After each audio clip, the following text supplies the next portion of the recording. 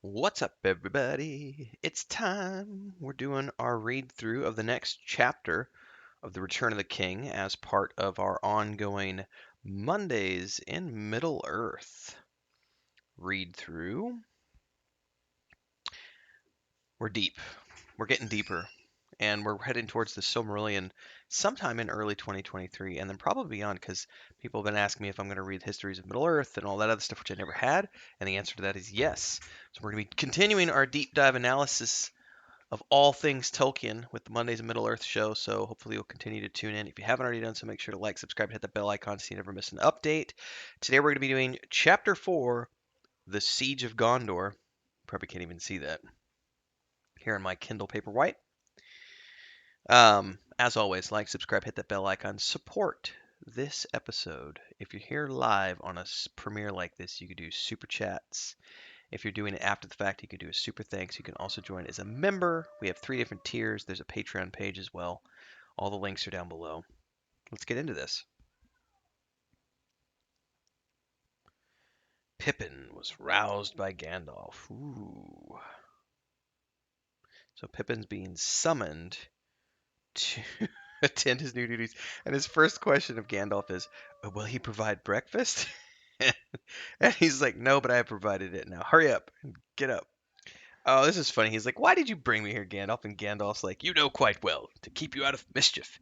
And you do not like being here. Remember, you brought it on yourself. Because he's done a lot of mischievous things that, unfortunately, have had the side effect of causing problems for other people. So, ooh, Denethor sat in a gray gloom like an old patient spider.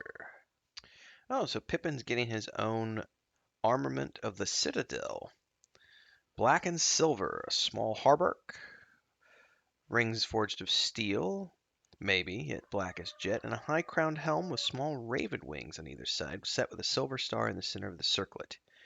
Then a surcoat of black, but broidered on the breast in silver with the token of the tree. He does get to keep his cloak of Lorien, though he was born not to wear it on duty. He looked now, had he known it, verily Ernil I Perianath, the prince of the halflings, that folk had called him, but he felt uncomfortable. Ooh, says far above, a great cloud streamed slowly westward from the black land, devouring light, borne upon it was a wind of war. Says here then, as the sunset hour approached, the great pall had now stretched far into the west, and only as it sank at last into the sea did the sun escape to send out a brief farewell gleam. So they are pretty much covered now completely. This is a broil of fume from the mountains of fire that Sauron has sent to darken hearts in council. Uh-oh, here comes the cry of the Nazgul. Black riders of the air, but see, Baragon, he cried, they're looking for something, surely. See how they wheel and swoop. Gandalf, Gandalf, save us! It's Lord Faramir. Faint and seemingly remote, through the shuddering cry of the Nazgul came a winding of a trumpet ending on a long, high note. So this scene, by the way, is brilliantly portrayed in Peter Jackson's films. Although it's not quite, the same, it's visually it looks very well done. And this is Gandalf. It says, ashamed of his terror, Pippin got up and peered out. At that moment, he caught a flash of white and silver coming down from the north like a star upon dusky fields, and it moved with the speed of the arrow and grew as it came, converging swiftly with the flight of the 4 men towards the gate. So, this is beautifully portrayed in the film, I thought. White Rider, White Rider. Oof, this line of dialogue. Pippin says when he saw Faramir, the pale face of Faramir, he caught his breath. It was the face of one who had been assailed by a great fear or anguish, but has mastered it and now is quiet. He also noticed how closely he resembles Boromir. Here was one, this is cool, here was one with an air of high nobility, such as Aragorn at times revealed, though less high perhaps, yet also less incalculable and remote, one of the kings of men born into later time, touched with the wisdom and sadness of the elder race. Oh, Faramir just saw Pippin. Whence have you come? A halfling? And in the livery of the tower? Whence? It says, but then at that point, Gandalf steps to his side and is like, look, man, don't worry, he came with me, but we shouldn't tarry here. There's much to say and do, and you are weary. This is not the first halfling that I have seen walking out of northern legends into the southlands. And at this, Gandalf sat up and gripped the arms of his chair, but said nothing, and with a look stopped the exclamation on Pippin's lips. Denethor looked at their faces and nodded his head, as though in sign that he had read much there before it was spoken. Oh, shit. Oh. Ooh. Pippin became aware that Gandalf's hands were trembling as they clutched the carven wood during this whole sequence where Faramir's retelling um, what he had seen. Um, Pippin says here, Pippin knew that Gandalf himself was troubled, even afraid. The time, Faramir, the time. When did you part with them? When would they reach the accursed valley of Cirith Ungol and Morgul Vale? 2 days ago. Oh, Denethor, you're an asshole. Ever your desire is to appear lordly and generous as a king of old, gracious and gentle. Do you wish then that our places had been exchanged? So some of this dialogue is really well, again, very well presented, especially in the extended editions of Peter Jackson's films. Boromir would have brought me a mighty gift.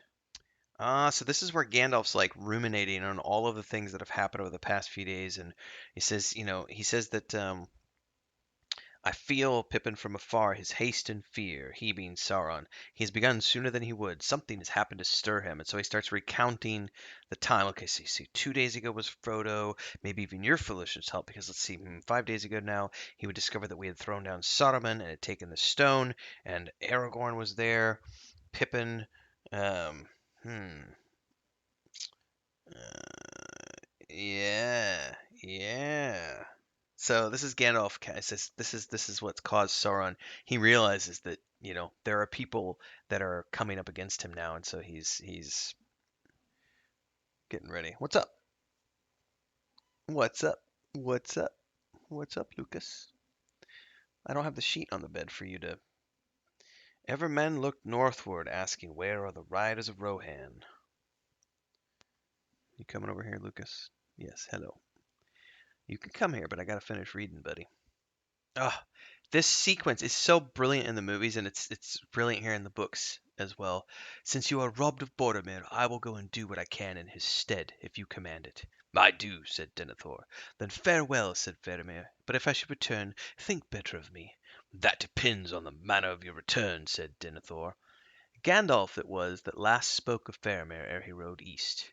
Do not throw your life away rashly or in bitterness, he said. You will be needed here for other things than war. Your father loves you, Faramir, and will remember it ere the end. Farewell. Tidings of what is to come, foreshadowing. So they're retreating back over the Pelennor because the Black Captain has overrun Osgiliath. Faramir has stayed beneath the rear guard, lest the retreat become a rout. He is pitted against a foe too great, for one has come that I feared, says Gandalf. And Pippin says, Not the dark, lord. Wait, is this Gandalf speaking? Yeah. Denethor stands up and says, Wait and watch, spitting even. He says, For I can still wield a brand.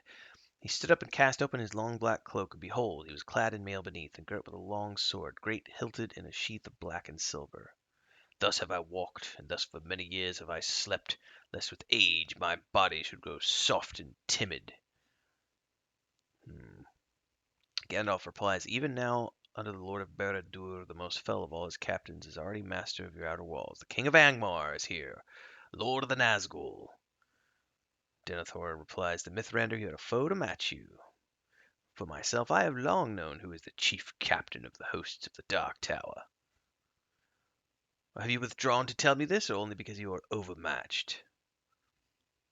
Gandalf's like, Maybe, but our trial of strength is not yet come.